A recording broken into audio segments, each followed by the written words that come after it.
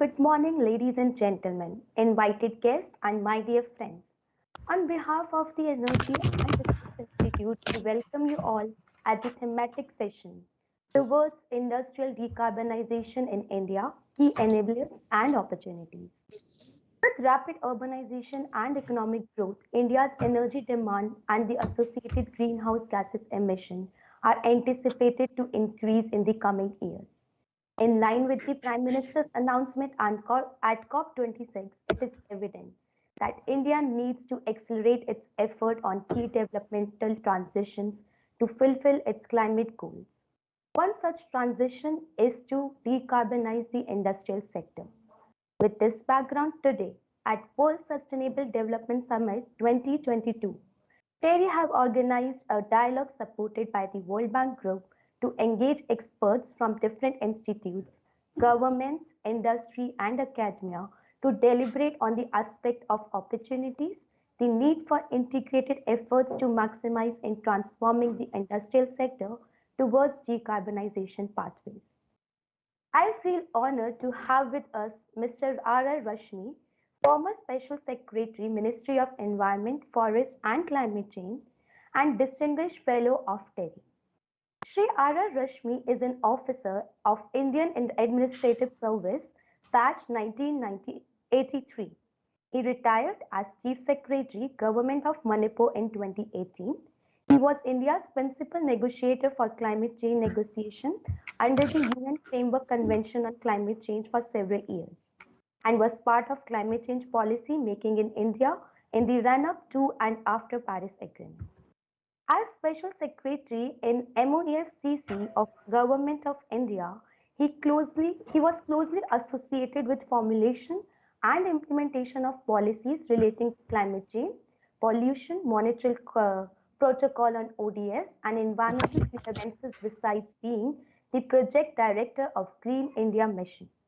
I would like to call upon Mr. R. Rashmi to give welcoming remarks.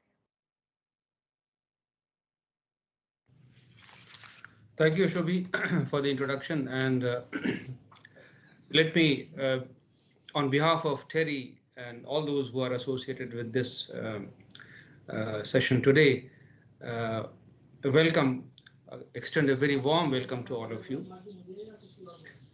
to this very important session at the WSDS this year. And I would like to begin by acknowledging the support that we have received from the World Bank in organizing this session and focusing on this particular issue, which is going to be of critical importance in our trajectory of low emission development path towards net zero, which Prime Minister committed at Glasgow last year. We have a very distinguished panel here moderated by Mr. Thomas Kerr from the World Bank. And then you will shortly hear about their introduction. But let me first tell you why we are having this session on this discussion on the industrial decarbonization in India. You know, the Prime Minister, when he announced the 5 key elements of climate action in India at Glasgow, he didn't mention industrial decarbonization anywhere in particular. But the reason why we need to discuss this issue is because given the fact that we are progressing well as far as India's NDCs are concerned, India has done extremely well.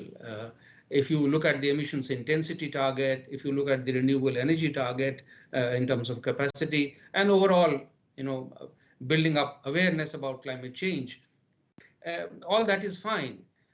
But the fact remains that India's emissions intensity is falling, but carbon intensity is not falling.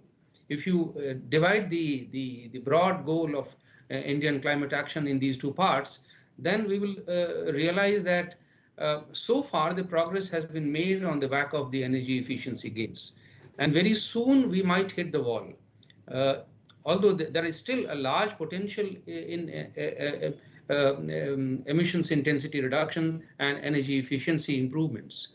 and that may give us some further leeway and further time in meeting our goals.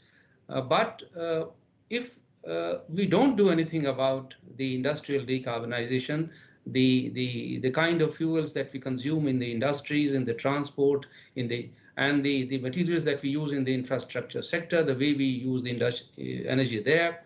So these are all sectors where energy demand is extremely inflexible. And we need to deal with this to be able to sustain this momentum towards emissions intensity and energy intensity decline in India's climate actions. Our estimates tell us, I mean, we have conducted some estimates, some studies in TERI. Last year, we published 2 reports on hydrogen and steel, so which might be useful to you to those who are interested. But the fact remains that the industrial emissions in India, which constitute around 23 to 24% of current emissions, and large part of that comes from industries. So we need to deal with this issue upfront rather than wait for the peaking of the emissions, because we might not be able to peak even till 2040 or 20, or some estimates say, take it even longer. But we don't have to wait for the peaking of India's emissions. We must start actions early so that we can sustain this momentum towards net zero, and we might be able to compress the time frame. So that is the real challenge, and the sectors which consume energy in very different forms compared to other sectors in the economy, they need to be given primary importance. You have heard the Prime Minister's address at the WSDS yesterday. He mentioned in particular green hydrogen. The hydrogen economy, role of green hydrogen there, the transforming the transport system, moving towards electric or low fuel based, low carbon fuel based mobility fuel cells, energy storage systems. These are going to be the key technologies which we will have to employ. How we do this? What is it? What are the constraints? What is all that is required on regulatory policy and the industry support? For discussing this, we have an excellent panel today. I welcome all the members on the panel and all the participants once again, and look forward to an extremely rich discussion. Thank you very much. Thank you, Rashmi sir, for your welcoming remarks. Now we are really delighted to have on board Dr. Junaid Kamal Ahmed, the India's country director, the World Bank, for inaugural address. Dr. Ahmed, a Bangladeshi national, is currently the World Bank Country Director for India. He was the Chief of Staff Officer of President. Prior to his work in the President's office, Dr. Ahmed was the Senior Director for the Water Global Practice, a position in which he brought a strong track record of management and leadership in the area of service delivery and international partnerships. Combining intellectual and analytical rigor with strategic operational focus, he has also worked in the area of urban finance and city management, service delivery in federal systems, and local government reform. I would like to call upon Dr. Junaid Ahmed to navigate the inaugural session to benefit our audience.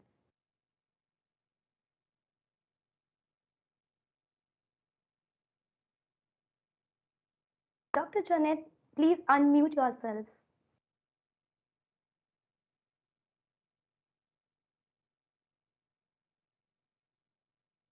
Thank you very much. And thank you very much for this introduction. It is a pleasure for the World Bank to be coordinating and partnering with TERI in this very important summit towards a resilient planet, and in particular, this important session. I'd like to just make a very few points because we have an incredible panel, and I think we're all waiting to hear what the panel will provoke us in terms of thinking. Let me maybe summarize my points in the following way. We are at an inflection point in the world in terms of addressing climate change. And in this inflection point, the role of private sector and industry is absolutely critical. Government by itself cannot cannot achieve what is needed to stop the impact of climate change. We need the partnership of the private sector and in particular the industry. Today, I would suggest that government and industry worldwide are not yet fully coordinated. And I think that we need to figure out a mechanism of creating that coordination to truly have the impact the world wants to have on climate change and deliver on the bold commitment of the Honorable Prime Minister of India in Glasgow. What the Honorable Prime Minister did was actually lay out a path that India will follow. And if India follows this path, not only will India achieve its development transition, it will help the world secure its climate transition. But very much integral to what the Honorable Prime Minister laid out was a challenge. And the challenge really is one of how to coordinate the public and the private, and in particular, to bring in the industrial sector into this partnership. We already know the importance of the whole industrial sector, starting from the MSME, which contributes about 30% of GDP, or you take, for example, cement sector, which contributes over 47% of total industrial emission and 2.4% of emissions from energy. Or if you look at iron and steel, which contribute to 34% of emission from manufacturing and construction sector and about 4% to energy emissions. If you can bring MSMEs and these big industrial sectors together in a path towards addressing climate change, it's a complete game changer. And again, I propose to you that this coordination between the public and the private is yet to achieve its optimal setup for the impact to really be felt globally. Of course, we must recognize that already there are changes happening inside Indian industry. Many of the industrial companies in India, I think about 25, have an internal carbon price from USD $5 to 120 per ton of carbon, including the bold objectives of Shree Cement and Tata Chemicals. And some Indian industries have ventured into green hydrogen and carbon capture industries. We have seen the Ambani Green Energy Giga Complex. But these are the big names. And the big names, while they move forward, it is really the spreading out of the effort into small and medium enterprise and across industry that I think is going to make a very, very big impact. And here we come to the second point that I'd like to make, which is what is needed to create this coordination between the government and industry. First, let me say that the markets are already moving. And the markets are moving because citizens, the clients of markets, are already demanding products that are consistent with climate change. The market preferences globally are telling industry that we need you to change. And if you don't change, it'll be difficult for us to continue to buy from you. This shift in the market is one of the most tectonic shifts that we have seen around the world. And it is, in effect, the community's signal to industry to change. I think that's the first thing. Second is there's a need to create risk mitigation mechanisms. And risk mitigation mechanism is where the coordination between public and private becomes extremely important. Partial risk credit ability so that private markets can actually come forward and borrow money at a longer term. There's a partial risk sharing facility for energy efficiency, which the World Bank has set up with SIDBI. It's only just the beginning. I think there's a need for much greater efforts for government to actually create such risk sharing facilities. The risk sharing facilities create two impacts. It reduces the interest rates for high-risk industrial technological shifts. And second, it increases the term for borrowing to go from 5-year to 10-year to 15-year money. These kind of risk management systems exist in government, but these need to be expanded. The second area where I think the coordination is extremely important is government using its scale, government using its procurement system, government using its ability to bring scale to procure in order to promote markets in a certain direction. The Energy Efficiency Services Limited, for example, used its scale to actually procure LED lighting, driving LED prices down and crowding in private sector. This has been an incredible storyline in India. Similar mechanisms by which government procures will make a big difference in how private sector will respond. A third area that I think the coordination will make a big impact is the ability of government to put in innovation awards to private sector. This has been a major form of support around the world, especially led by defense departments in developed countries to promote technological innovation. In India, the Department of Biotechnology has a similar grant innovation system, which has catalyzed innovation in pharma sector, leading to, for example, the arrival of DNA vaccine, the first of its kind in India. And the World Bank has been a partner with DBT in creating these grants. But again, these are grants into the research facilities of private sector for them to actually take on the innovation practices. I think these are examples of the coordination from finance sector to creating innovation in energy, innovation in technology. And then the final point is for government to take a very aggressive stand on changing the pricing of carbon. The moment the pricing of carbon changes, the industries will have greater incentive to actually make the shift.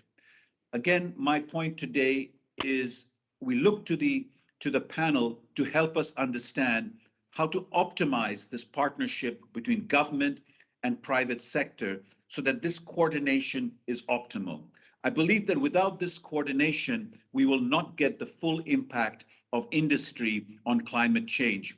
Today, in many ways, industry is going faster than government, but not fast enough. And for them to accelerate their rate of change, government must catch up, and government must provide that impetus in risk sharing, in scale procurement, in innovation, financing of technological change.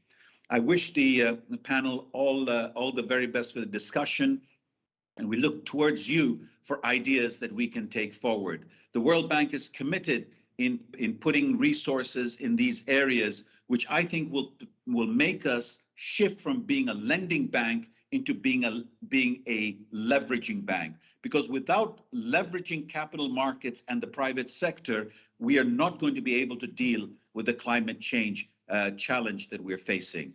I wish TERI full success in this workshop and in the conference that has been initiated, and we count on a continued partnership with you. Thank you very much. Thank you, sir, for your kind words and deep thoughts. Now, we would like to introduce Mr. Abhay Bhakre for special address. Mr. Bhakre is the Director General of Bureau of Energy Efficiency.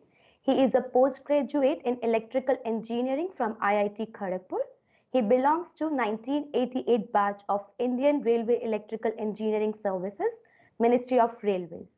He has worked in several railway projects including Delhi Metro, Kolkata Metro extension projects. I am really honored to invite Mr. Bhakre for your remarks.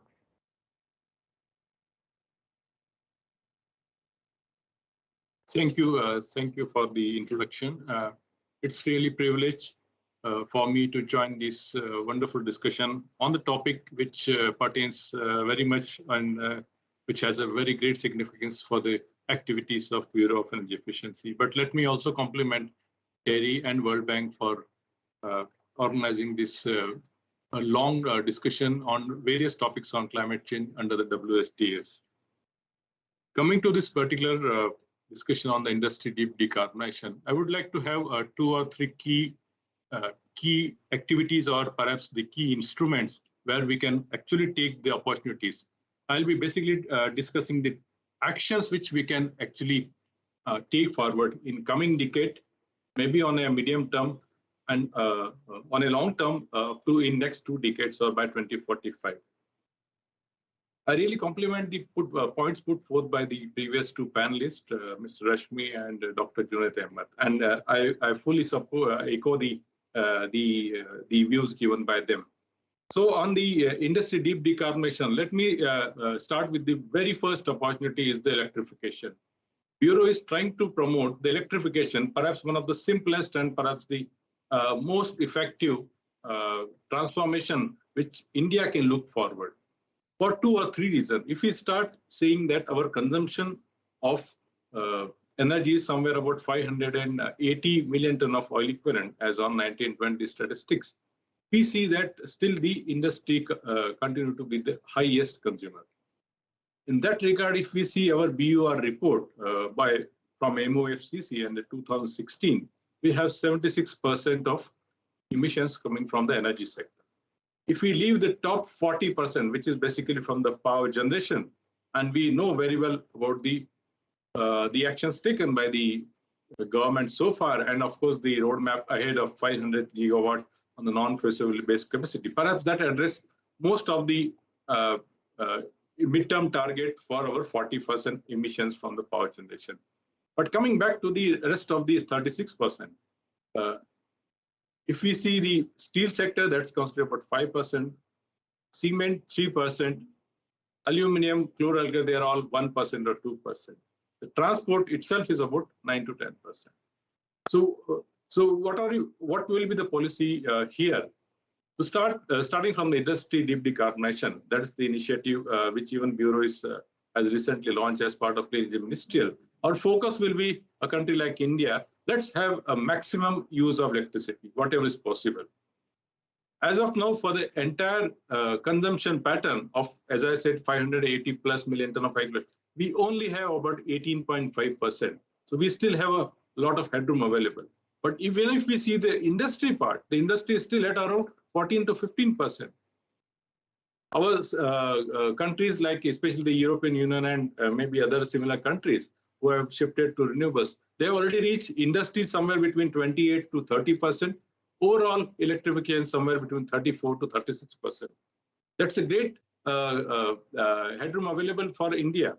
And even if we start having a systematic shift, starting from the captive power plant, then shifting towards the electricity-based auxiliaries first, then shifting to the key processes, and the entire growth which is expected, especially in steel sector, cement sector, and all other intensive sectors, there lie a lot of opportunity for us to shift to the technology, as Dr. Junaid has rightly said, through partnership between the public and the private sector. Now, these efforts actually require a lot of financing.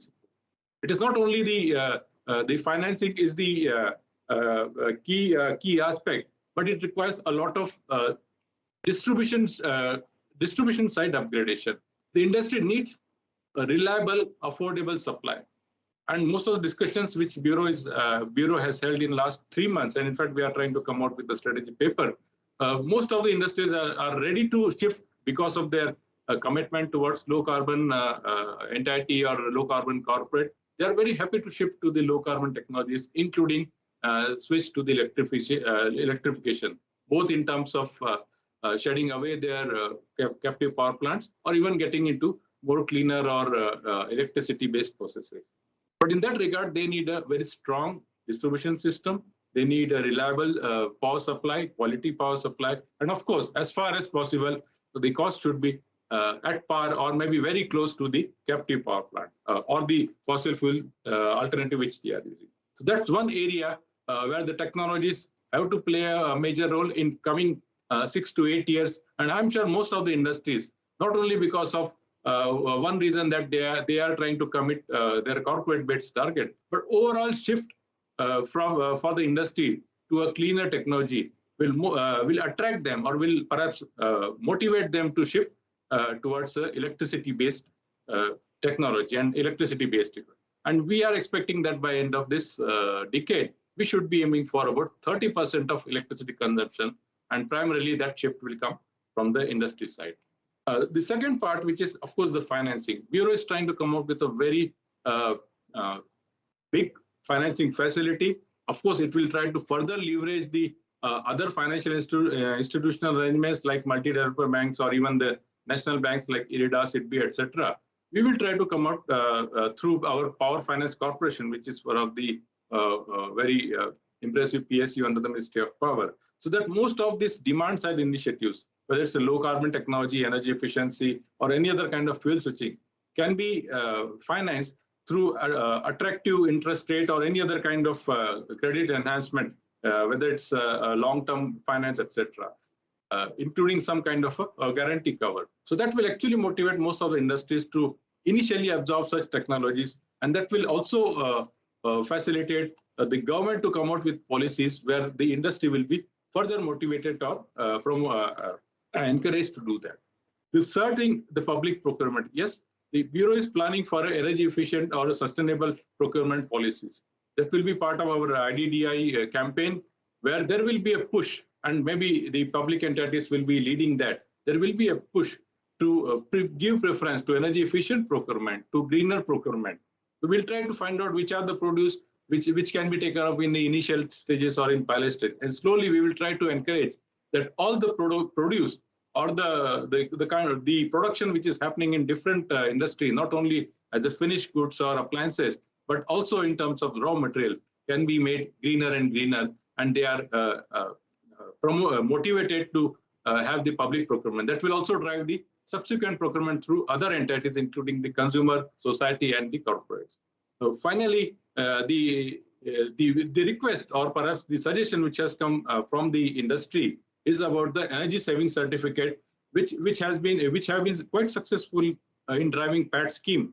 The industry have really done much more than what they were given the targets, and especially the intensive industries like aluminum, steel, cement, etc. And most of them have arrived at a benchmark which is very close to the world benchmarks, including the refinery sector, which recently joined in our PAT cycle. But they want much more. They want the shift to the low carbon technology in terms of the carbon pricing. So that's also a new area where Bureau is thinking in the through Ministry of Power and Ministry of Environment. How can we actually promote the carbon market? And in next 2 years, we will be definitely having a national carbon market, which will be primarily attracting the private sector investment in reducing the price of the carbon.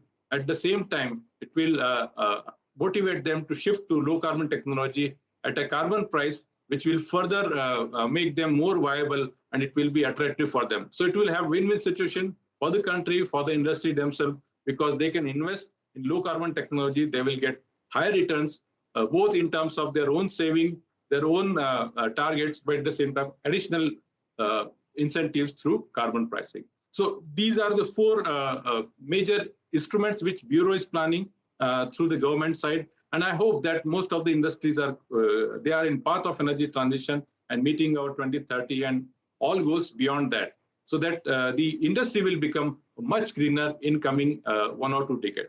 It will help India to achieve our contributions and our commitments. At the same time, it will give much advanced technologies for the country and for the society as well. Thank you so much for inviting me, and I look forward for a very interesting discussion from all the panelists. Thank you so much. Thank you, sir, for your special address and deep thoughts on opportunities of decarbonization pathways. We now would like to call upon Mr. Ajay Shankar for setting up the context of the event. Mr. Ajay Shankar is a distinguished fellow at TERI and has had rich and varied experience in public service for over 40 years. He has served in the Government of India in policy-making positions in the area of industry and energy. He worked for about a decade in Power Ministry and played a key role in planning and piloting the reform legislation, the Electricity Act 2003, and the major program for completing the universalization of electricity access launched in 2005, under which over 1 lakh villages have since been electrified. He was associated with the preparation of water and environment sector plans for May 11 I, may I, may I come plans. in and in the interest of time, let me Yes, sir. start straight Sure, away because we are running a sure, bit. sir. Thank you for the generous Over to you, introduction. sir. Uh, I would like to begin with two key messages came from the first two speakers. One is that India is genuinely at an inflection point. And the second is that it is time to move on all fronts in as pragmatic and as strategic a manner as possible. And I think we are seeing first steps of that beginning. Now, in the starting point is that Indian industry is really forward looking today and would want to be able to declare that they have reduced their carbon intensity or they've got decarbonized themselves completely or they are net zero. So this is something which the large firms have already embraced and smaller firms are beginning to do so. They see it as adding to their brand value, their competitiveness, etc., etc. So that's one big positive. Now, how does one see the roadmap and how does one navigate or create a roadmap and a strategy and policy instruments and programs which deliver the best results at the least cost? That is the challenge before us, and I hope that the panel discussion would throw some light on these difficult and complex issues. Now, the first bit is for any industrial user to use electricity where it is doable today. And Ms. Bakri referred to that. Now, the area where it is easily doable is the electricity consumption by the enterprise itself and in its supply chain. So I, as a firm, could try and use only renewable energy or carbon-free electricity and try and do that as early as possible. It's a cost I can easily bear if I'm reasonably okay. And then I can move towards my suppliers and try and persuade them to do the same, that you use only non-fossil fuel electricity. Now, to do that, fortunately, the Ministry of Power is moving in the right direction and very early, which is that as a consumer, I should be able to ask my distribution utility to give me only fossil fuel free electricity. And if it means paying a little more, they should have rates at which I should be able to pay for it. And if it means that they need a lead time of 2 years to tie up around the clock fossil fuel electricity so that I get on a real time basis fossil fuel electricity and not some, a net calculation. Then within 2 years, the supply side response would come in terms of accessing solar or wind power as well as storage. So that I think is the lowest hanging fruit. The next one is I can easily now ask my supply chain to use only electric mobility. So within cities, it's already possible. You can carry all goods through electricity. The staff can come on electric buses and so on and so forth. One can encourage one's employees to buy electric vehicles. Now, this itself will make a huge transition. But going forward, where it comes to the internal industrial processes, Mr. Bakri referred to, again, the low-hanging fruit where it could easily be done. But I think India is positioning itself well in the ultimate goal of decarbonizing electricity fully and by being an early mover in the hydrogen economy. Now, there are challenges, and so I'd like to just pose a few of them. One is that we need to move in parallel in terms of producing green hydrogen and reducing the cost of green hydrogen. But no matter what we do, the cost of green hydrogen would be pretty high for quite some time. So maybe it would be prudent to keep that program at a level where we are going down the cost curve and moving along with the rest of the world. But the other more difficult part and the more important part is that we start working in partnerships with industry in the use of hydrogen to begin decarbonizing the industrial processes. Now, this is where we could be at par with people in the rest of the world because the whole world is at an early stage. So the challenge would be how to design pilot projects, how to fund them. And here I believe that just relying on the carbon pricing mechanism may not be adequate. So I think government should be willing to put in the equivalent of viability gap funding, either in the capital side or in the operating side or on both, to get the first demonstration plants in India in all the hard to abate sectors. And we can do it on the minimum scale that we can do it, but how to design it, how to fund it is a challenge where government and industry have to work together. And the next is again a challenge, that how do you share the IPR fairly and equitably, because whoever puts up the plant has that advantage. So how do we end up in having a genuine partnership within the industry and equitable and fair sharing of the government grants in support of viability gap funding, both for capital and operating costs, so that the pilot plant survives in the market and it doesn't become a sick investment. And how do we get all the learnings and movement down the cost curve as quickly as possible, so that along with the rest of the world, we are on the global frontier to decarbonize the hard to abate sectors. These are difficult issues, difficult challenges, but I'm optimistic that with creative, constructive discussions with all the stakeholders within industry, the technology leaders in the rest of the world, government, and creative financing, I think we should be able to get to the global frontier at the end of the decade. And I look forward to, I think, what promises to be a very constructive and creative discussion by our panel. Thank you.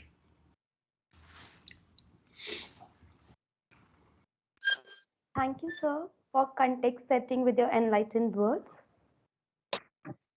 Thank you to all our distinguished speakers, Mr. R.R. Rashmi, Dr. Junaid Kamal Ahmed, Mr. Abhay Bakre, and Mr. Ajay Shankar for presenting your visionary thoughts. Let's now move to our next agenda, a panel discussion. We are honored to introduce Mr. Thomas Cave from the World Bank. He will be the moderator for the panel discussion. Tom Cave is the lead climate specialist South Asia at the World Bank Group.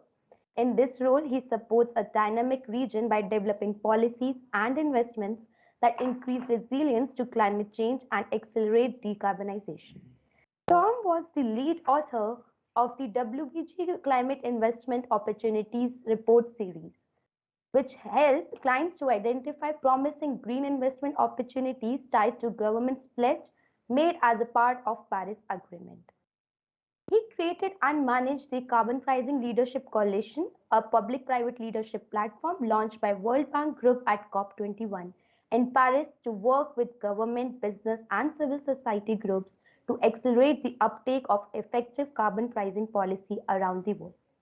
Over to you, Mr. Tom.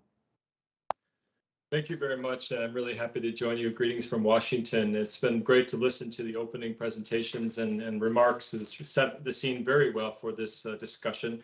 As you say, I've been working on this area for quite a while, looking at industrial emissions and also at things like carbon pricing. I think what I heard, and I just want to summarize, is really that India's energy demand is, I think, roughly going to double between now and 2050. And industry is an engine of growth and jobs and innovation, but associated with that will be emissions. And we really need to be working on how do we decouple the emissions from the growth. And so the industry, we've heard this as a hard debate sector, but we've also heard a lot of ideas around partnerships, around government role of de-risking, around carbon markets, and so there's a lot of fodder for good discussion during a panel. And we've got an excellent group of speakers representing industrial sectors, representing innovation and renewable energy, and also representing sort of energy efficiency and other solutions. So I'd like to dive right in. We have about a little less than an hour left, and I think what I would like to do is I will introduce the speakers briefly, and then I'll ask them a sort of focused question for each of them. I'll do a first round of questions to each, and then we'll come back for maybe, if we have time at the end, for some more general questions, kind of rapid fire, because we will have to keep it short so we can get everybody in. So I appreciate the speakers if you can keep your remarks short, and then we'll definitely come back to you at the end of the first round of questions. And so first, I'd like to really focus and invite Mr. Mukundan, who is the Managing Director and CEO of Tata Chemicals, just to give us some thoughts. Mr. Mukundan, I know looking at the Indian chemical sector, there's been a lot of commitment to sustainability. Tata Chemicals has been leading in this space. I know that you have a science-based target, for example, and you have a pathway, I think a long-term goal. Now, I'd like for you to unpack a little bit more when you try to look at those investments. We heard about green hydrogen, we heard about energy efficiency. Where are you along that sort of line of investment for decarbonization in the chemical sector? And maybe where do you need the most help? When you look to partner with government, what are you looking for in terms of government support as you make that journey from where you are today to where you want to be to meet that science-based target? So over to you. Thank you, Tom. It's always a pleasure to be with TERI, especially an organization which used to have the name Tata Energy Research Institute. It's an institute which Tata has built capability over a period of time. Really, we are looking at it as the climate as one part of the three pillars: climate, which is decarbonization, circularity, and biodiversity. For us, it's not just climate; it's some of these three elements. I think one of the elements is, and the reason I bring circularity here is in many of the cases, the decarbonization process links to circularity. If you look at our consuming industry, which is glass, which takes our chemicals, if they can use cullet instead of using the fresh, the soda ash or chemicals we make to make their glass, their energy intensity goes down, so the system energy intensity comes down. So we got to think in terms of circularity, even as we speak about decarbonization. In terms of fundamentally, I'll give you some practical examples of what we are doing. Fundamentally, internally, we are looking at building, the commitment is already there. Everybody is more or less convinced, we know the cost we will have if we don't change, and the benefits we have if we change. 33 trillion, 11 trillion. So it's almost $1 trillion for Indian economy. So we know we have to play our part. So we have committed to the SBTi targets, as you really said. And the first few steps have already started, and I'll talk about these first few steps. Really, the focus future is going to be on capability building, system thinking, and execution at scale. It is in these areas we need support. We need industry support and industry collaboration. In terms of enabling environment to reduce risk, let me just highlight what UK government has done with us. We've set up a first industrial scale carbon capture plant. 25% of the capital came from the government with no questions asked. So it's like an equity support with no questions asked. The government gave 25% support. It's not really viability gap funding because clearly the government said, listen, it's going to be one of the demonstration units which they can use. I think we need programs like this to sort of make the switch so that there is an enabling environment to reduce the risk. The second is about running innovation and pilot programs. I think Junaid spoke about DBT. The new budget, for example, had a very wonderful clause wherein 25% of defense R&D is now going to be done in partnership with private sector. If government could say that 25% part of that will be for decarbonization, if they can say part of that will be for circularity, it will funnel some part of the government funding towards supporting this innovation. Clearly, in India, there are two elements which all the speakers have spoken, the demand and the supply side, but I think we have a broken middle which needs to be addressed at a system level, which is the distribution network. If the discoms are not set right, I think industry on its own sitting on the sideline can't do much because we will do within our own boundary, but on the overall and at the scale level, it will have an issue. On the supply side, where a lot of work has happened on solar, wind, I think a lot more work needs to happen on concentrated solar. This is very critical for industrial consumer because many of us need an element of heat. We don't need to convert to electricity. We need heat, and the concentrated solar gives us. There's a good move, a good support for hydrogen now, but also I think in terms of base load, because finally the cost structure is going to be an issue. I think the government needs to start thinking in terms of nuclear, especially bringing in SMR technology, because if that does not happen, as we switch towards greener technologies, we will find the cost going up and competitiveness reducing. So it's going to be a combination of 5-6 technologies. We need to think in holistic manner. On the demand side, industry is very well prepared to work.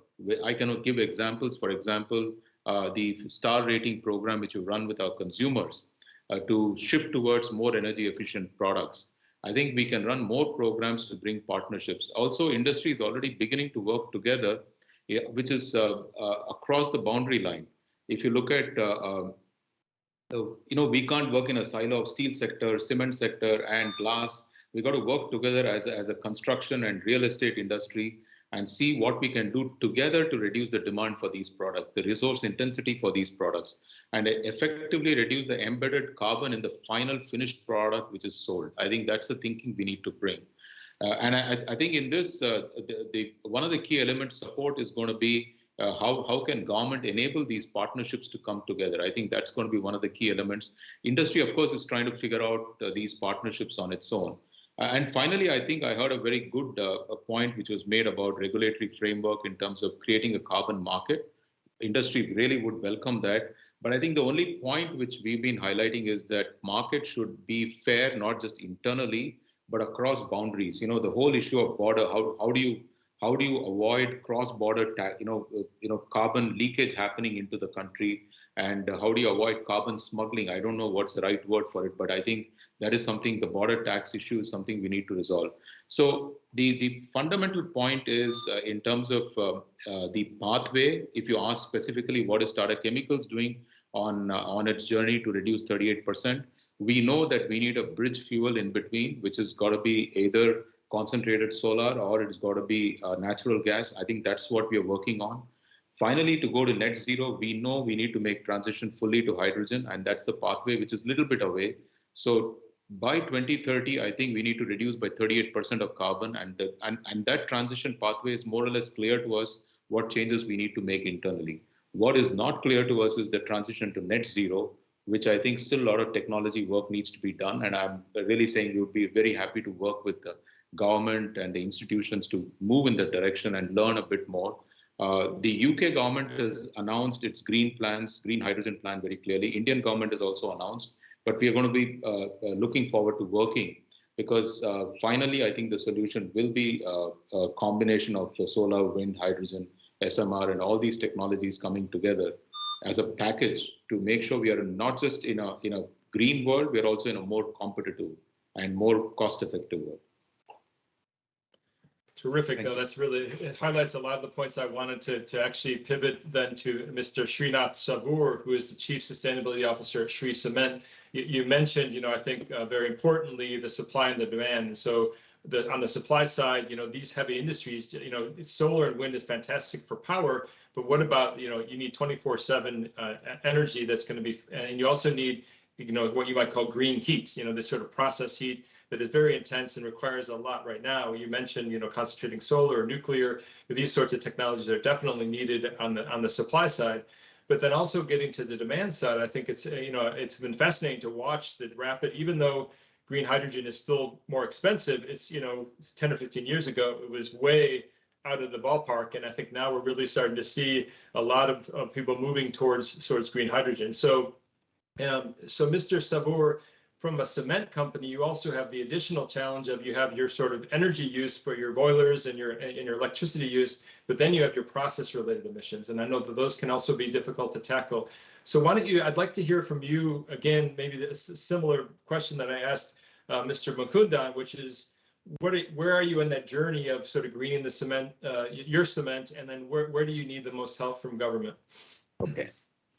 So I would divide our journey into two parts. One is reducing the carbon footprint, and the second is eliminating the carbon footprint. The reason I make this distinction is that cement industry has a very unique problem. Let's say if we were to replace all our fossil fuel to, let's say, hydrogen in the kiln, that would only take care of 35 to 40% of our carbon, because the rest of the carbon comes from the what is embedded in our raw material, which is calcium carbonate, limestone actually, which gets released into the atmosphere in the process of cement making. So that would require a completely different approach. In terms of the first, we at the moment we have been at it for quite some time. The cement industry, in fact, 65% of the capacity has committed not only to science-based targets, but also to a net zero by the year 2050. In terms of reduction, the reduction efforts have been going on in the cement industry at least for the last 10 years. So this takes various forms. It takes the form of energy conservation. Of course, there are steps by which you do this. There is the effort to do clinker substitution by other cementitious materials which have a much lower carbon footprint. Then there is a shift to alternate fuels, which is not, I would say, carbon free, but it's less than the traditional conventional fuels like coke and coal. Because you can co-process a whole lot of other material in a kiln to a point. Now, as far as the carbon removal is concerned, that would require new technologies. Such as carbon capture and usage. So in order to eliminate carbon totally, we would have to not only introduce, let's say, green hydrogen or blue hydrogen, but also to capture the carbon and either utilize it or maybe store it somewhere else. Now, as far as policy is concerned, of course, funding is a concern. We estimate that the industry on a whole would require between 12 to 20 billion dollars by 20, to achieve this transformation. The problem is that none of these technologies would be available till about 2030. That is the estimate which has been made by the GCCA, which is the Global Cement and Concrete Association. And by that time, we expect our cement capacity of the sector to be up by some 70-80%. So we would be reaching about from a current level of 500 million tons, we would reach perhaps 800 to 900 million tons. Which brings me to another point. Much of the effort which is going on is in the area of climate mitigation, which is coming out with processes which result in a lower carbon footprint, new technologies. But thought has to be given to climate adaptation in terms of the retrofitting of existing plants, which I think has still not been thought of very carefully. I understand this is something which would happen only once new technology is available, and then one sees what you can do with the existing plant. But I would like to point out that this is an area which also needs some thought right from the beginning, because there will be a huge capacity in the country, and you cannot just write it off or close that capacity, because you still need cement. Also, because of our peculiar issue, any carbon market or carbon tax, if it is imposed on conventional products, if it is based on a calculation similar to other industries, if it's a general tax, then it may not take care of all our problems. So there would need to be some specific sector-related relief, like maybe lower tax for lower GST, for instance, for green fuel and green cement and so on. So these are some of the things which I feel we need support from the government. Thank you. Thank you for that. That's really helpful to hear, I think, both the perspective of sort of this unique profile of the cement sector and the challenges you have with the clinker substitution and the financing for that. But then also, I think you're right to point out, I think we'll get maybe a little later into the competitiveness issues around carbon markets and carbon border adjustments that was also mentioned by Mr. Mukundan. So thank you very much for those remarks. I'd like to now move to Vineet Mittal, who's the chairman of Avada Group. Vineet, it's good to see you again. It's been a while since we've seen one another. I know you've been a champion in solar in India for many years, and I guess I think it's really interesting now to bring in your perspective in this panel, because we've been hearing from the heavy industry. And again, I've been in this space for a little while. 10 or 15 years ago, you really didn't talk too much about renewables in heavy industry, but now it's a very clear link. So love to hear your perspective on what role, where we are at technology and costs for renewables playing a big role in industrial decarbonization, and what solutions you're trying to provide. Thank you. Good to see you too after so many years. And as you know, I've been around in this industry for more than 12 years. And what we have seen is that there is always a big perception issue of cost primarily. So if you look at when we started this industry, solar was around 17 rupees tariff, which is less than 2.5 rupees tariff today because of various support which industry got from the government. And if you look at where we are struggling today, that most of the greenhouse emission gas, around 35% comes from electricity, but industry is producing around 21% of that, and transport around 14%, and agriculture, forestry, and others around 30 odd percent. And there is many low hanging fruit in the industry on the adoption of low cost renewable energy. So there is around 78,000 megawatt of group captive power plants, and most of them are coal based. And we did some study and we found many of them are subcritical, and around 20 odd gigawatt is even uses till date lignite based power generation, which is the most uh,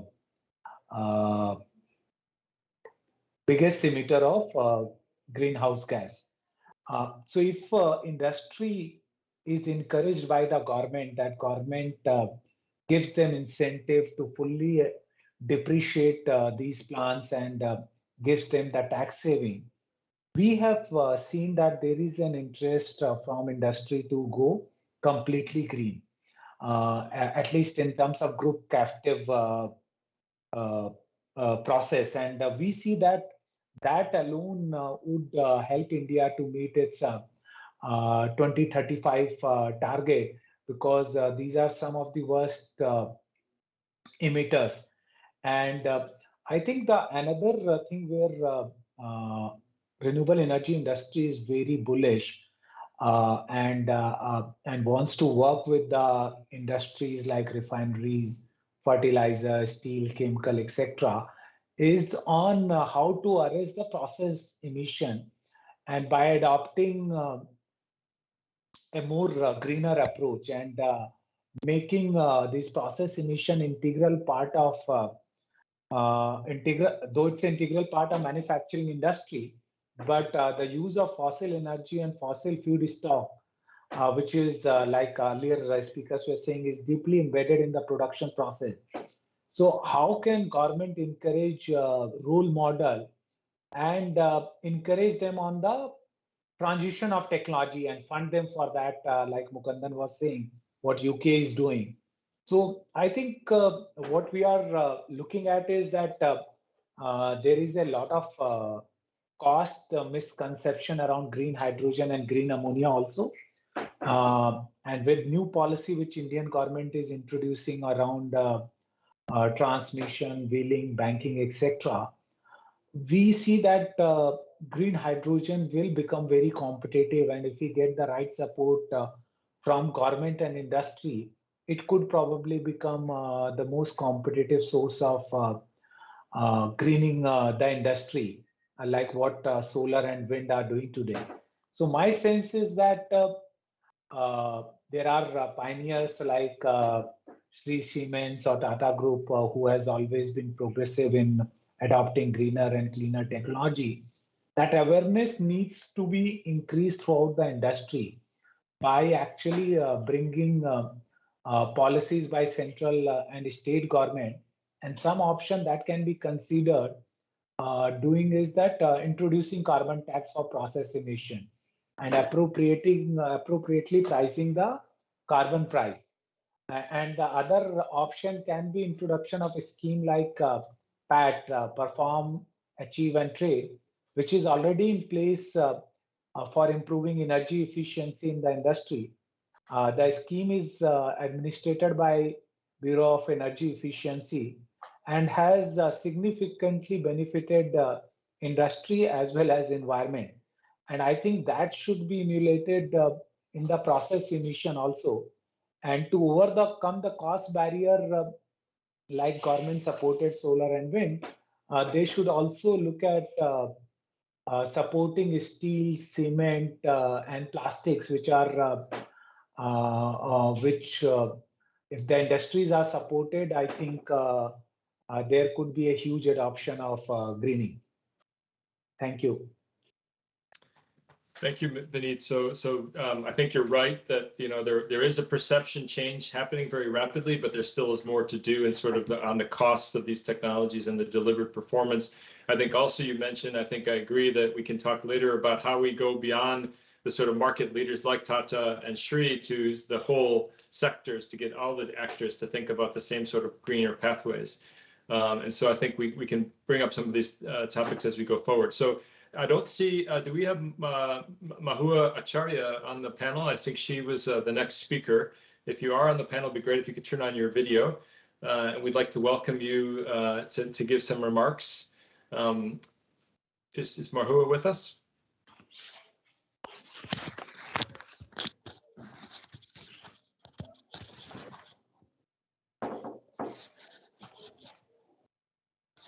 I don't see her signing in, so maybe. Tom, I don't see her. So you don't see her. Okay. Okay, I apologize. We had a change in speaker. So then I will move to Professor P.K. Sen, who is former professor and chair of Steel Technology Center at the IIT Kharagpur. And so he is really the expert on green steel. So we're going to bring in another sort of hard to abate sector. And I wanted to ask him, I know there's been a lot of thinking, and we've been following what's happening in Europe in particular with what you're calling green steel, some of these pilot projects that are being done in Sweden and Germany. And I wonder how far away is that for India doing something like that? I mean, and how are you watching what's happening in Europe and thinking about how do you sort of build bridges with those lessons learned and bring those to India? And what's the sort of situation on the ground with green steel in India today? Yeah, I think that is what I'll address. In fact, what I'd like to really speak on is the current and future technology options of decarbonization in the Indian iron and steel sector. When I speak about the options, including green steel production, as I would come on later, these options need to be viewed in the light of capacity expansions. Indian steel sector has ambitious plans of capacity expansions along with productivity enhancement. The capacities, if you just run through the World Steel Report, we are the second largest, barring European Union, just behind China. The capacities take us large numbers. Currently 120 million ton, we'll go to 255 million ton in 2030, 400 million ton plus in 2050, and maybe 500 million ton plus in 2070. The problem is that the sector is carbon intensive in terms of energy use. We would first look at the emission reduction targets, that's what we need to know, and then analyze the options of decarbonizing this sector in the light of available energy. Okay, it would be appropriate to look at the global sectoral targets. By tracking the 2DS, I'm not going to 1.5 DS at all, the emissions in this sector has been worked out based on models and also experiments plant-based. These work out to be around 0.6 tons of CO2 per ton of steel. So we need to judge this in terms of the national scenario. Indian steel production is largely based on hot metal produced through blast furnace and additionally DRI, coal and gas based, through kiln or shaft productions. These are then processed to steel. the specific emissions right now are insufficient to meet the climate change and NDC requirements even.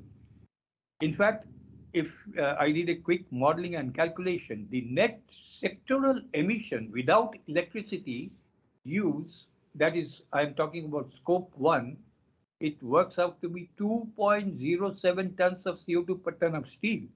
And if you compare it with the world 2DS benchmark, it is far away. So we need to see what should be done.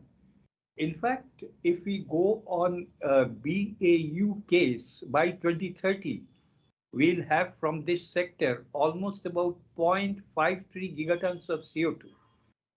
And with the present production ratios, this needs to be reduced to 0.42 gigatons of CO2 in the light of the requirements made by the Prime Minister of reducing the overall emissions by 1 gigaton by 2030. So how could this be done? Replacement with alternative technology may reduce unit emissions. Yes, we agree on that, but may not be suitable for capacity expansions. We have that in the background. Seek optimal decarbonization of the principal producing assets, that is BF, BOF. That is the immediate goal. So I look into these two aspects quickly. Emission reduction strategies of BF, what could be best done? The first thing is we look fundamentally, I don't want to do it here, into the risk diagram, which we analyze when we are looking at blast furnace process, and then we see exactly what can be done. It can perhaps from 2.02, it can reduce it to 2.0. Then comes the top gas recycle blast furnace with sequestration. The third is the injection of natural gas or hydrogen, green hydrogen in blast furnace for coke rate reduction. And again, a little bit of modeling because we haven't done any work in any of the plants here.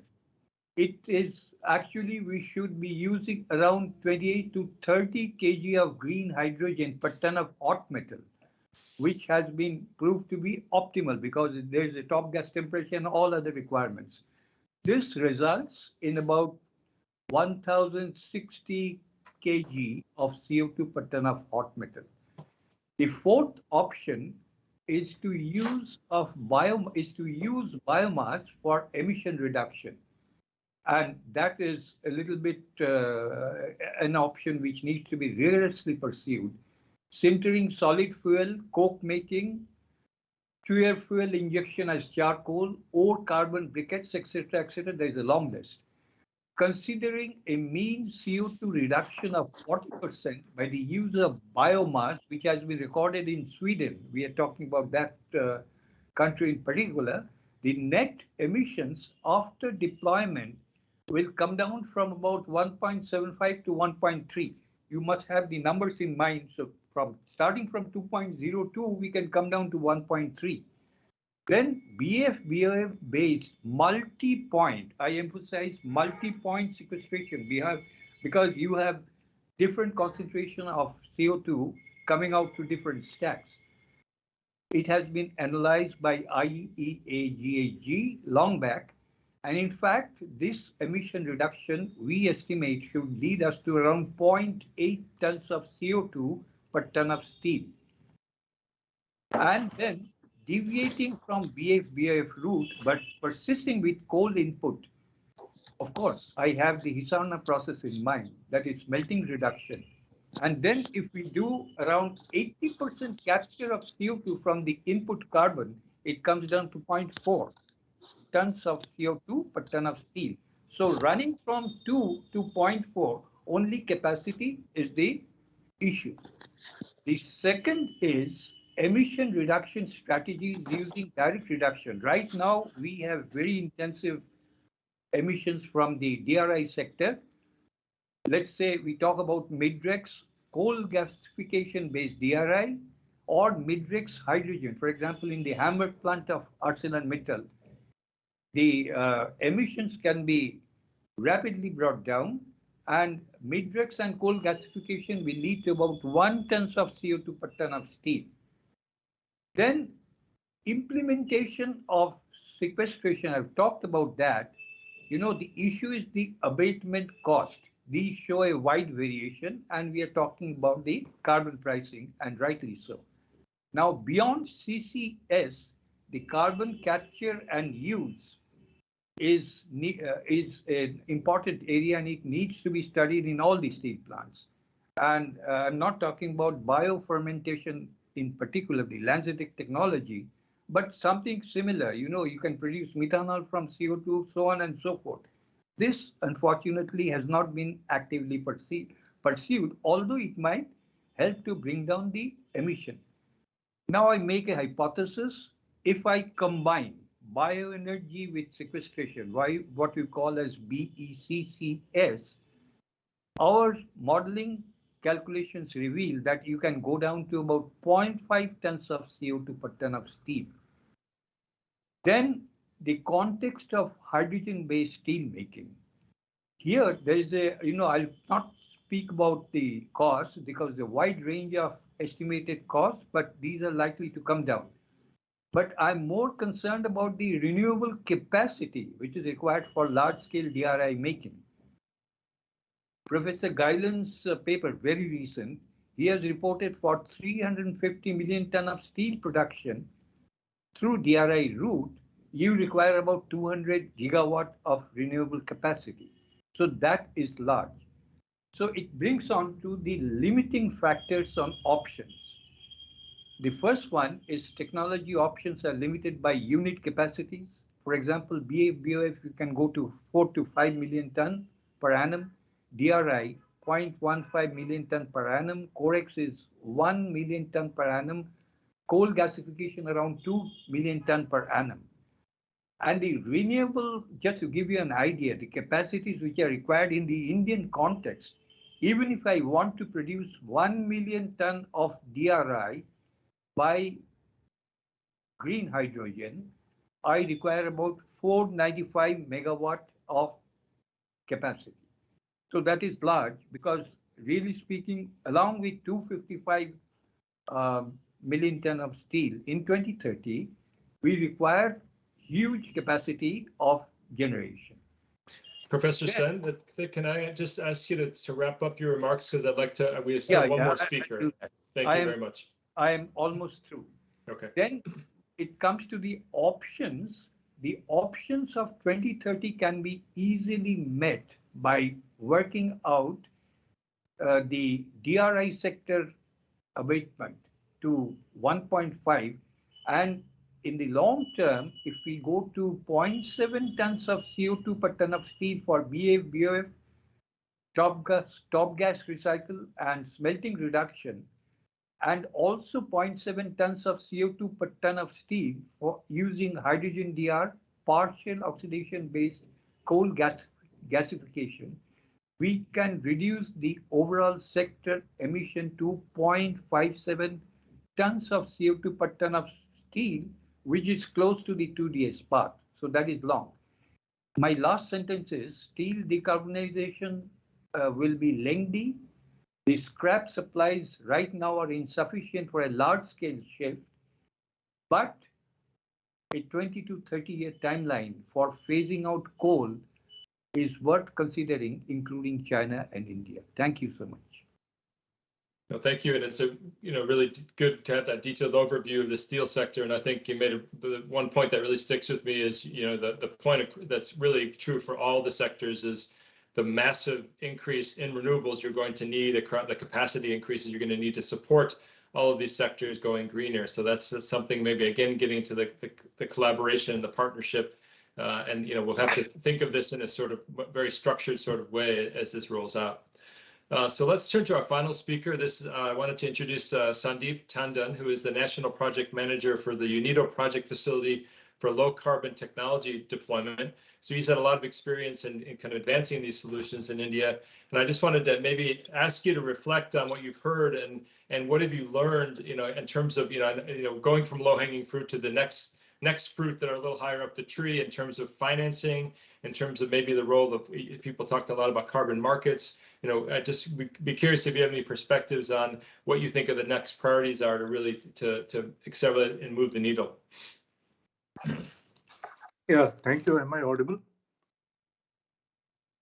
Yes, you are. Oh, okay. Thank you. I'll quickly brief about the work UNIDO is doing in India, and then this is a project UNIDO is implementing with the Bureau of Energy Efficiency to promote innovation in the clean technology and low carbon technologies for industrial and commercial sectors. So we're looking at it, and this is a project which has been going on before these recent discussion started in the last 1 or 2 years. This was a project that started in 2018, and the way this approach was, rather than looking at from the industry point of view, it started looking at where the low-hanging fruits are, where the innovation can be launched, and identifying the areas which were long established, studied by various agencies, multilateral and bilateral, and the government in India, where the industry would benefit by if the solutions are provided for these particular areas of these are like waste heat recovery, space conditioning and pumps, and a lot of studies were done. These are kind of the low-hanging fruits, and the project was rolled out, with running the innovation challenge, and let's see who comes up with the innovative technology and what solution can be provided. And UNIDO is implementing it in India. So the way it works is, like a typical innovation challenge. The project also provides some financial support for validation of those innovative technologies, so that they get ready for commercialization, so that these can be adopted once these efficacy of these innovations have been proven. So in the last 4 years, through this project, about 59 innovative technologies or entrepreneurs have been identified and being provided support to bring their solutions in the market. So later at this stage in the program, 3 more technology verticals were added. These are industrial IoT as a part of the Industry 4.0, industrial resource efficiency, and electrical energy storage. Again, some of them are like in emerging areas. The idea being, while we have the large industry, but there's a bigger middle and lower segment that also requires solutions, which can be easily adopted. So in these 4 years, these 59 entrepreneurs who have been provided support, about 18 innovations have been validated thus far. We've brought Confederation of Indian Industries on board, as a part of the project design to seek out the industrial support from the industry for doing the field trials, so these technologies can be validated. And out of these 18 technologies that has been validated thus far, 12 are now commercialized. So that we think is a good success rate, and builds up a confidence that more of these work, the remaining others, 40 odd, as they go through the technology trial phase, can get commercialized. Where we have been finding the challenges was soliciting the industries, or getting the industries interest to test and allow testing and validation of these technologies, which is fully funded under the project. So in a process, what we are learning and delivering is there's innovation that is happening, but it is being de-risked as it is being tested and proven and prepared, market ready for adoption by the industry. And really the benefit of these innovation would come when it is scaled up, when you start selling in thousands and order of magnitude, that will give a big impetus to the innovation process, but also the industry and the sector at large would benefit from these kind of solutions. So we have solutions on waste heat recovery, right? High temperature regenerative burners, to on the space conditioning solutions that just operate on the biomass waste to deliver cooling. And many of the early adopters of these technologies are the startup themselves rather than established companies. And we also seen the sector as emerging that the large financial base in terms of the equity investments are being made available in the recent years of order of tens of millions of dollars, where these startups are getting funding the Series A and Series B round to increase their share in the market and faster commercialization. So while we are now getting into the specific areas for hard to abate sector, but there's a whole segment in the industrial which is outside of the discussion that still requires some solution, and they also need to contribute.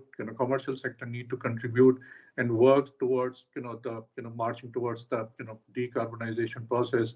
So the solutions that are being developed and being delivered are really helping in the energy transition process. And going with the learning that we have in this from this sector, what we would like to present to the industry is that as they come up with their own plans for decarbonization, what needs to percolate down within the organization is to start looking more openly towards the not only the existing and more efficient solutions that are available, but also start looking towards the innovation, start looking beyond compliances and go overboard and see, set up your goal where the industry, that particular industry or the sector would like to see itself in 2025, 2030, and what kind of solutions would be needed. So start dialoguing with the equipment supplier, process supplier, and to and also with the government to work collaboratively to arrive at those goals, so that the entrepreneurs, the industry see that the changes in the direction of the market and the investment can be provided in those areas. So clean technology, decarbonization, I think that writing is on the wall. The industry need to change the procurement practices also. So start looking at clean technology, low carbon technology as competitive advantage, and then rather than a cost center, and have a very clear future vision. Whether it is cement industry or steel industry, but there are several other industries, and the new areas that we saw as a part of this program is the certain areas like the dairy supply chain, food supply chain, which typically miss out, are below the radar of the normal discussion. These are the areas where there's a lot of demand growth is happening, and there's a lot of consumption of energy in the supply chain. All of that needs to be decarbonized, and we need solution. And this project has been able to deliver solutions. In fact, on 1st of March,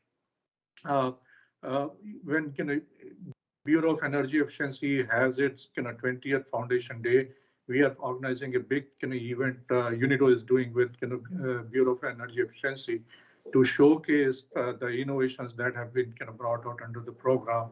The idea here is to, for a wider dissemination and adoption, to give more impetus to the whole process of innovation, so that the funding can also be channelized from that. So I'll stop here, and then we'll look forward for your remarks.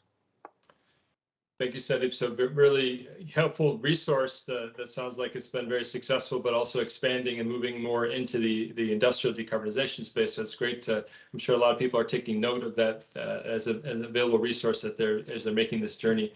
So we're really getting close to time. I apologize. We really need a little bit more time to go in more in depth. I do want to return just really briefly to Mr. Mukundan and Mr. Sabur, just given that they're in these heavy industry sectors, just for maybe a very quick 1-minute response on the sort of the carbon markets and this carbon border adjustments. Both of you mentioned these as kind of, it seems like it's kind of bright, an opportunity to if India can adopt these policies, but also maybe you might see it as a risk as other countries adopt it. So I'm just kind of curious what your take is, maybe very briefly for each of you, a minute each, just kind of rapid fire. What do you think about the carbon border adjustments, or how are you factoring this into your business models?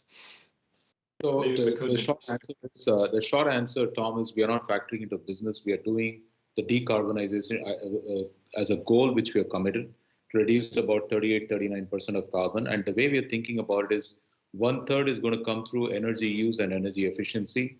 1/3 is going to come from solar, wind, hybrid, and carbon capture, and 1/3 is going to come from natural gas and biomass. Broadly, I mean, I'm just giving you. So these are plans which are moving forward, irrespective of the policy regime which is there. But we are saying for fairness, the regulators have to think about equity and fairness, and we will engage with regulators on that piece. But we are not stopping our plan, waiting for that to happen. Thank you very much. Very, very clear. How about you, Mr. Sabur?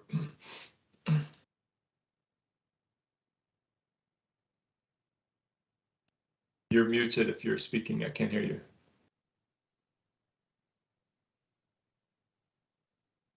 Okay, we are also not factoring in any border adjustments, primarily because cement is almost a purely domestic play. There is hardly any imports or exports, so we don't really need to take that into account. Yeah. Okay.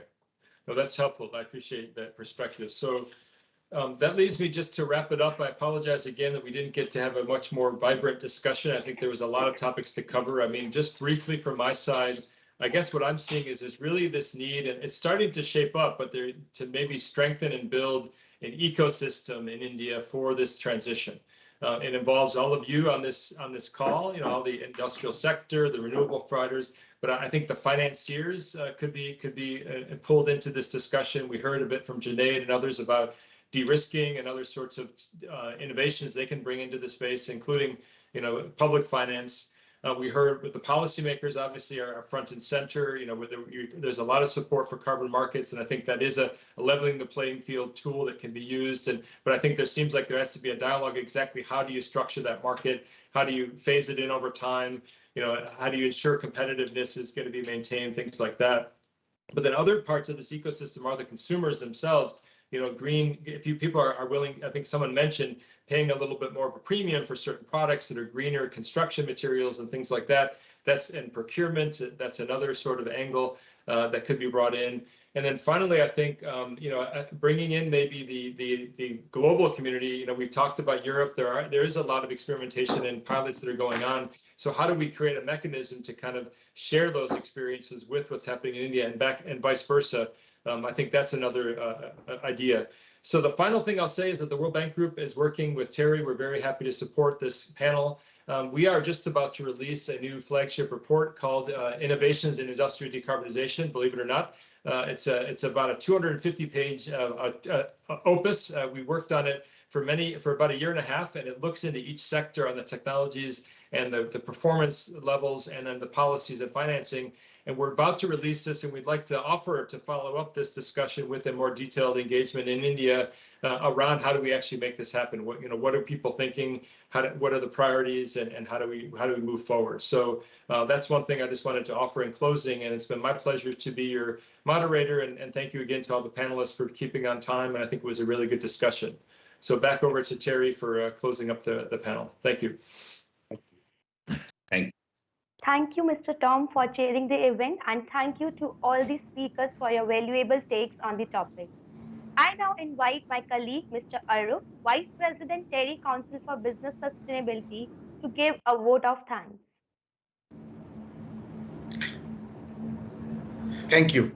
On behalf of the World Bank team and the entire TERI family, I thank you for your presence today at the thematic track towards industrial decarbonization in India, key enablers and opportunities.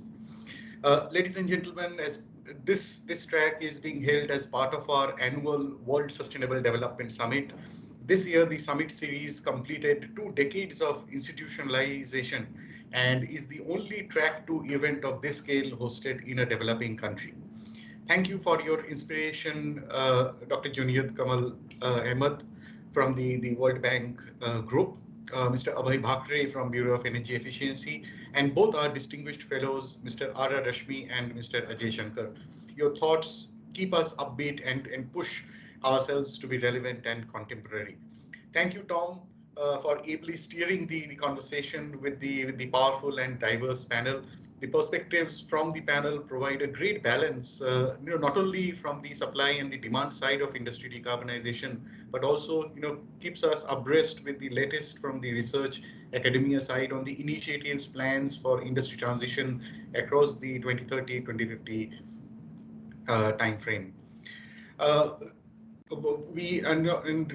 special thanks to Mr. Mukundan, Mr. Mittal, the Sri Cement team, UNIDO, and Professor Sen from IIT Kharagpur for your comments. This has been very insightful, and your perspectives keep the momentum up when it comes to looking at both the challenges and the opportunities for implementing industry transitions. Last, I would like to thank all colleagues who have put in efforts for today's session. Mr. Karan Mangotra, Mr. Mehul Jain from the World Bank team, Abhishek, Aditya, Shan, Gaurav from the TERI team. Of course, another set of colleagues who are working at the back end to manage the IT infrastructure, social media, and other communication means to enable all of us connect at this virtual session today. Thank you for being with us, and we look forward to continue our discussions in upcoming engagements and sessions. Thank you. Bye bye. Have a great day ahead.